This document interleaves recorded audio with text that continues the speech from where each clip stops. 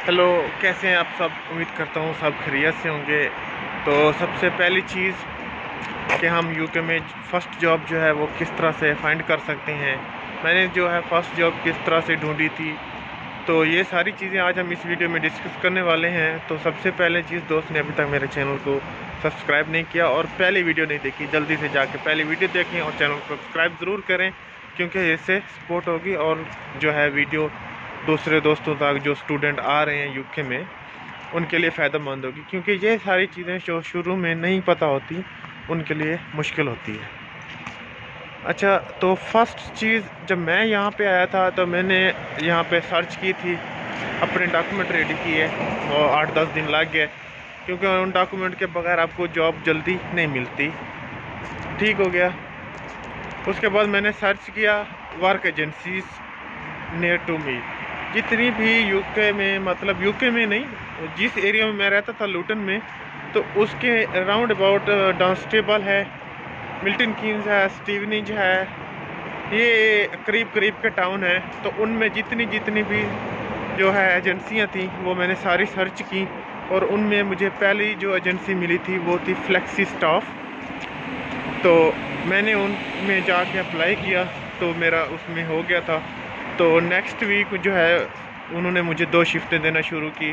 तो मुझे पे करते थे 10 पाउंड और 42 पेंस, इसके अराउंड अबाउट वो पेंट जो है पे करते थे 10-50। तो मुख्तलिफ रेट था। जो वेयर हाउस का रेट था उनका वो था 10-90, और जो प्रोडक्शन का था वो था 10-50, क्योंकि वो बेकरी थी। बेकरी में वेयर हाउस का भी काम होता था और प्रोडक्शन का भी काम होता था। काम क्या होता था, बस खड़े रहना मशीनों के ऊपर, सामान जा रहे होते थे, ब्रेड वगैरह उनको सही करना, उनकी पैकिंग वगैरह।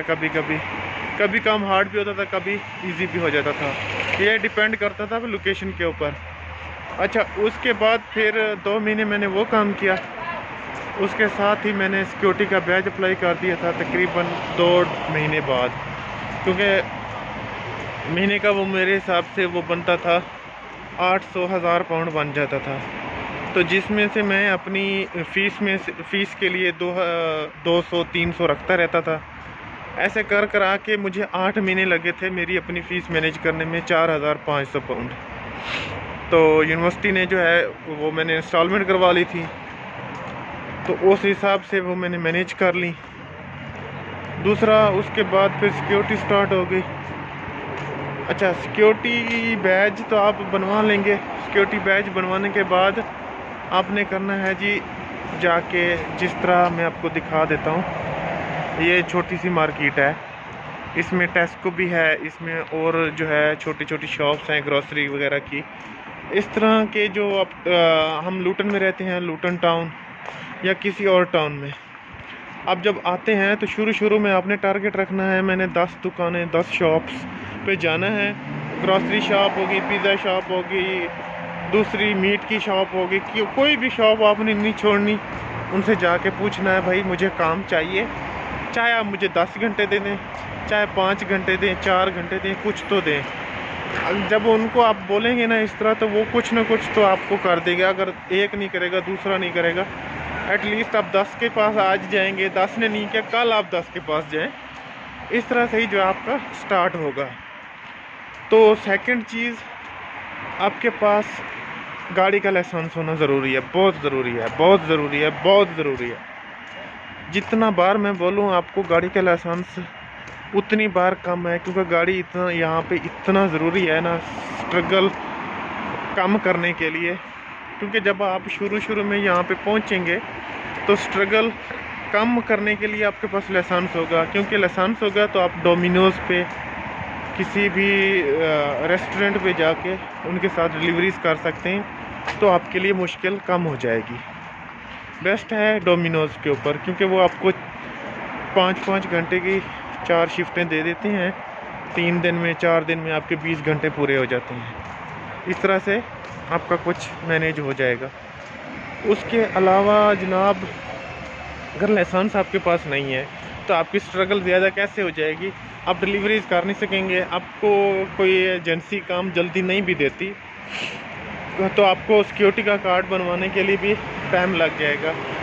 ठीक है, तो ये सारी चीज़ें मैनेज करने के लिए बहुत सारी स्ट्रगल और बहुत सारा टाइम लगता है।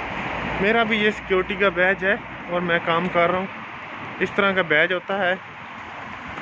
उसके बाद अगर आपके पास लाइसेंस नहीं होगा ना, फिर इस तरह की बसों के ऊपर खज्जल होना पड़ेगा।